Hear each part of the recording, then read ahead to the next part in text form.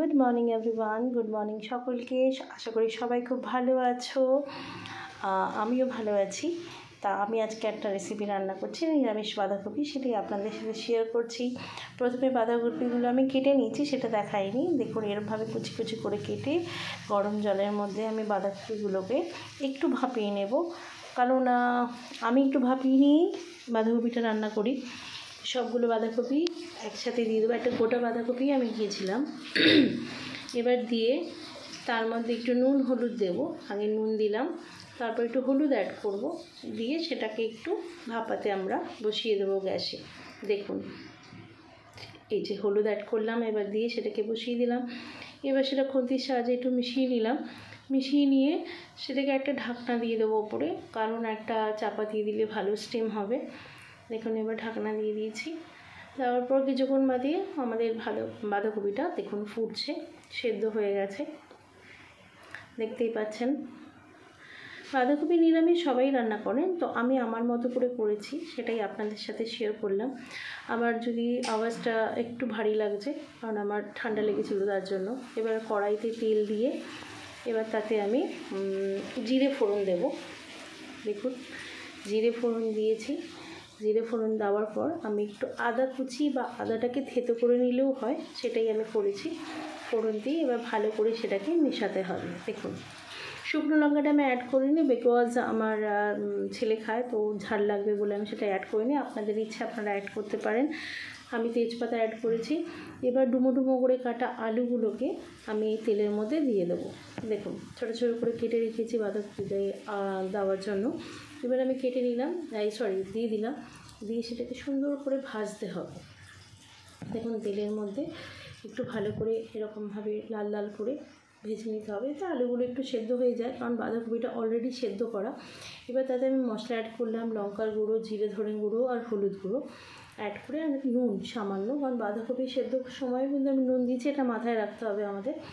তার জন্য হিসেব মতো নুন দিতে হবে, দিয়ে সেটাকে এবার ভালো করে কষাতে হবে, যাতে মশলার কাঁচা গন্ধটা না থাকে। দেখুন এইভাবে কষি। এবার আমি টুকরো করা টমেটো কেটেছিলাম, সেই টমেটোটা অ্যাড করলাম। এবার টমেটোটার সাথে আলুটার সাথে আর মশলাগুলো দিয়ে ভালো করে ভাজা ভাজা করতে হবে, যাতে গ্যাসের সিমটা কম থাকবে, যাতে মশলাটা পুড়ে না যায়। দেখুন বন্ধুরা দেখতেই পাচ্ছেন, আপনারা এরকমভাবে অ্যাড করতে হবে, ভালো করে বেশ নাড়িয়ে চাড়িয়ে বারবার।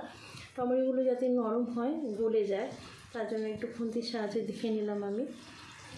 এরপরে আমি অ্যাড করব বাঁধাকপিটা, যেটা আমি ভাপিয়ে রেখেছি, সেটাকে বাঁধাকপিটা জলটা ড্রেন করে নিয়েছি।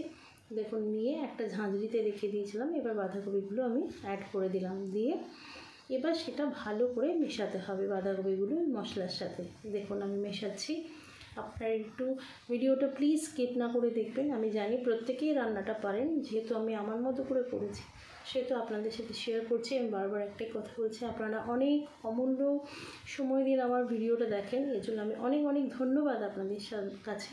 আমি কৃতজ্ঞ আপনাদের কাছে যে আপনারা এত মন দিয়ে ভিডিওটা দেখেন। দেখুন বাঁধাকপিগুলো গলে গেছে এবং মিশেও গেছে, আলুগুলোও সেদ্ধ হয়ে গেছে, যেটাকে ভালো করে আমি একটু খুন্তির সাহায্যে বারবার একটুখানি নাড়িয়ে চাড়িয়ে ঘেটে দেখতে হয়, যাতে বাঁধাকপিটা মিশে গেছে কিনা।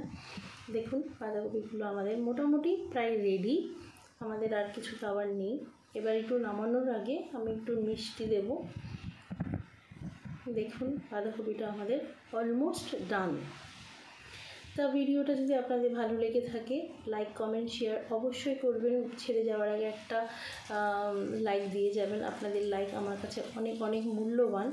Thank you so much for watching আমার ভিডিওটা পুরো দেখার জন্য।